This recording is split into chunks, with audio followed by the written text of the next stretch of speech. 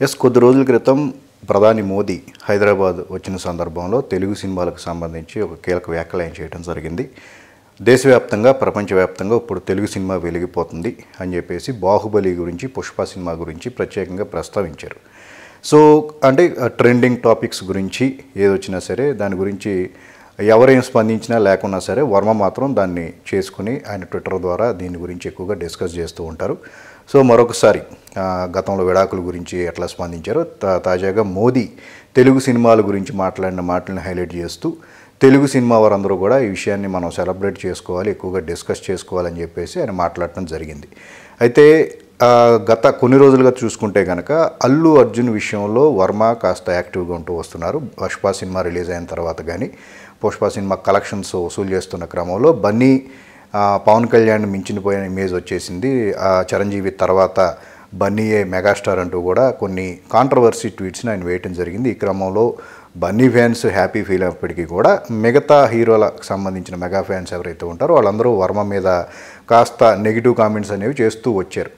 అయితే బన్నీ విషయంలో ఒకటి కాదు రెండు కార్లు కంటిన్యూస్గా పుష్ప సినిమా గురించి బన్నీని హైలైట్ చేస్తూ వర్మ చేస్తున్న ప్రచారం చూస్తుంటే ఎందుకు బన్నీకి ఈయన పర్సనల్ పిఆర్ఓగా మారారా అని చెప్పే డిస్కషన్ అనేది ఇప్పుడు ఫ్యాన్స్ మధ్య ఎక్కువగా జరుగుతోంది. నిజానికి రామ్ గోపాల్ వర్మ ఈ మధ్య కాలంలో చాలా ప్రమోషన్ పేరుతో ఇలా ఒక పెయిడ్ ట్వీట్స్ అనేవి వేస్తూ వస్తున్నారు. ఈ క్రమంలోనే బన్నీకి ఆయన ప్రచారం నిర్వహించేందుకు ప్రత్యేకంగా ఏమైనా ప్యాకేజ్ తీసుకున్నారా అని చెప్పేసి కూడా స్వయానా మెగా ఫ్యాన్స్ వర్మ గురించి ఒక రకమైన డిస్కషన్ అనేది సోషల్ మీడియాలో జరుగుతూ వస్తుంది. పుష్ప సినిమా పేరు చెప్పి బన్నీ గురించి హైలైట్ చేసే విధంగా ఎందుకు ఇలా వర్మ మాట్లాడుతూ ఉన్నారు, మెగాస్టార్తో పోల్చడంతో పాటు ప్రభాస్ అంటే తెలుగు నుంచి మొదట పాన్ ఇండియా స్టార్గా ఎదిగిన ప్రభాస్ ఒక దారి అయితే వేయడం జరిగింది. ప్రభాస్ బాటలన్న చాలామంది ఇప్పుడు పాన్ ఇండియా స్టార్లుగా పాన్ ఇండియా సినిమాలు చేసేందుకు వాళ్ళందరూ ప్రభాస్ వేసిన రూట్లోనే వెళుతూ ఉన్నారు.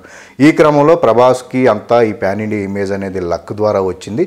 బన్నీ మాత్రం కష్టపడి సాధించాడు. సో బన్నీయే ప్రభాస్ కంటే గొప్ప హీరో అనే టైపులో వర్మ కూడా మాట్లాడటం, ఇవన్నీ విన్న తర్వాత ఇది కేవలం కావాలని చేస్తున్న ప్రచారం మాత్రమే, బన్నీని పొగుడుతూ ఈ విధమైన ప్రచారం చేస్తూ ఉన్నాడంటే కంప్లీట్గా వర్మ కమర్షియల్ అయిపోయాడు, కావాలనే పెయిడ్ ట్వీట్స్ ఈ రకంగా వేస్తూ కూడా బన్నీకి ప్రచారం కల్పిస్తున్నాడు అని చెప్పే సమాచారం అనేది ఈ ఫ్యాన్స్ మధ్య ఎక్కువగా డిస్కషన్ జరుగుతూ వస్తుంది. మరోపక్క వర్మ మాత్రం తెలుగు సినిమాకు సంబంధించి ఏ విధమైన టాపిక్ వచ్చినా సరే అందులో ఏదో ఒక విధంగా బన్నీ పేరును చొప్పిస్తూ తనదైన ప్రచారాన్ని ఆయన చేస్తూ ఉన్నారు. ఆయన స్టైల్ ఆఫ్ ప్రచారం అనేది జరుగుతూ ఉంది.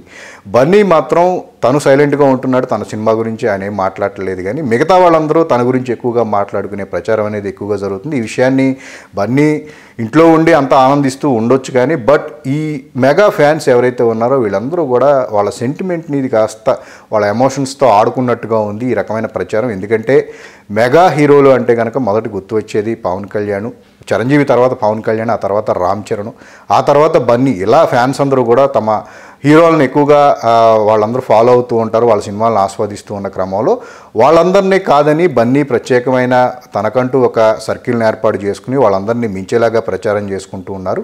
ఈ క్రమంలో ప్రచారం చేసుకోవడంలో కూడా తప్పు లేదు. కానీ మిగతా మెగా హీరోలను కించపరిచే విధంగా బన్నీకి సంబంధించిన ప్రచారం ఉంటుంది.